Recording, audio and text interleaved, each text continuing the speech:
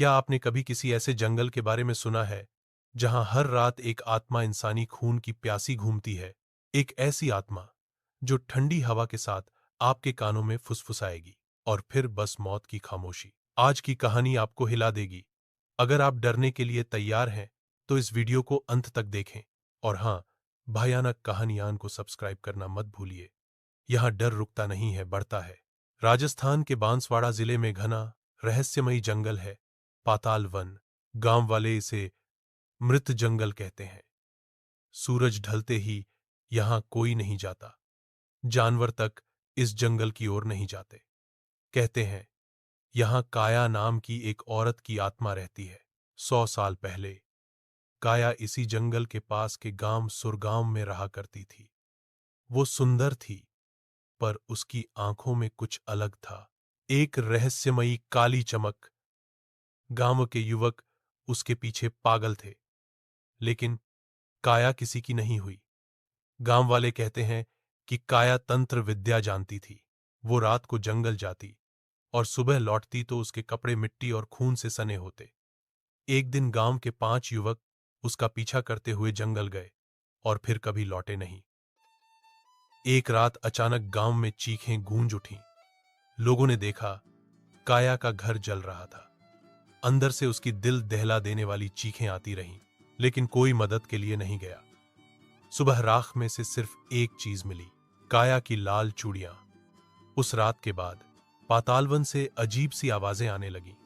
हवाओं में किसी स्त्री की सिसकियां और दूर से किसी के हंसने की धुंधली आवाज। गांव वालों ने बताया कि रात में कोई सफेद साड़ी में महिला जंगल की तरफ जाते देखी गई, लेकिन वो जमीन पर नहीं चल रही थी, हवा में तैर रही थी। कहा गया कि काया अब एक आत्मा बन चुकी थी, एक शिकारी आत्मा। वो आत्मा सिर्फ जंगल में ही नहीं रही, अब वो हर रात बाहर आती थी। जो भी उस जंगल के पास जाता या देर रात अकेला घूमता, गायब हो जाता। गांव में एक नियम बन गया, सूरज ढलने से पहले सब घरों में ताले लग जाएं। कुछ साहसी लोग काया की आत्मा को रोकने के लिए तांत्रिकों के पास गए। एक तांत्रिक बाबा राघव ने कहा, ये कोई आम आत्मा नहीं है, ये विकृत छाया है। इसका शरीर जल गया, पर आत्मा काली शक्ति से बंध गई है। अब इसे बस एक ही चीज चाहिए, इंसानी खून। बाबा राघव ने जंगल में एक पीपल के पेड़ के नीचे यज्ञ किया, लेकिन उस रात गांव पर कहर टूट पड़ा। हवाएं तेज हुईं, बिजली कड़की और पूरा गांव काली छाया से ढंक गया। सुबह तक बाबा राघव और उसके 4 शिष्य मर चुके थे। उनके शरीर ऐसे लगे जैसे किसी जानवर ने नोच खाए हों।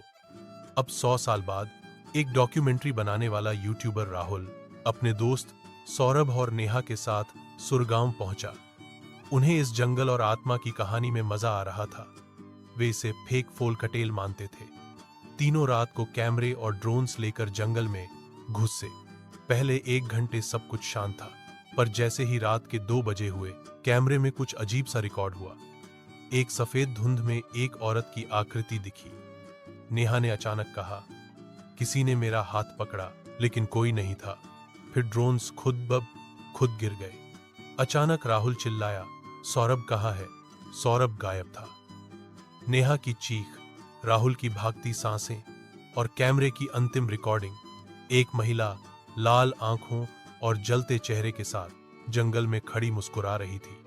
नेहा और राहुल किसी तरह भागकर जंगल से बाहर तो आ गए, पर आज भी सौरभ का कोई सुराग नहीं है। उस वीडियो को YouTube पर अपलोड किया गया और 2 करोड़ से ज्यादा लोगों ने देखा। वीडियो के अंत में सिर्फ एक चीज दिखी, काया की आत्मा कैमरे की ओर देखकर बोली, अब तुम सब मेरे शिकार हो। अगर आपने इस कहानी को अकेले रात में सुना है, तो शायद आपको किसी की सांस अपने पीछे महसूस हो रही होगी। काया की आत्मा अब सिर्फ पातालवन में नहीं रहती, वो इंटरनेट के जरिए भी लोगों को अपना शिकार बना रही है। अगर आप इस तरह की सच्ची और भयानक कहानियां सुनना चाहते हैं, तो भयानक कहानियां चैनल को सब्सक्राइब करें, वीडियो को लाइक करें, शेयर करें और कमेंट में बताएं, क्या आप पातालवन जाने की हिम्मत करेंगे?